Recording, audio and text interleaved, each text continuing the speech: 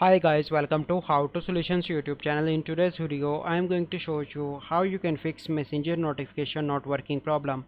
Before getting into this video, must subscribe to our YouTube channel and click on the bell icon. So the first step you need to do is to open Play Store and search for Messenger, and if there is an update you need to update your Messenger application. Once you complete that step you simply need to go back and open settings, and then you need to go into the app management and search in app list Messenger like I am doing, and click on storage and cache. And the first step you need to clear cache, and after that you need to click on clear storage and click on OK. Once you complete that step you allow all permissions by going on to that and click on allow. You need to follow this step to allow all permissions, and after that click on notifications and click on allow notifications. Once you complete that step your issue will be resolved. I hope you find this video helpful. If you find this video helpful, must like this video, subscribe to our YouTube channel for future videos. We'll see you in the next video.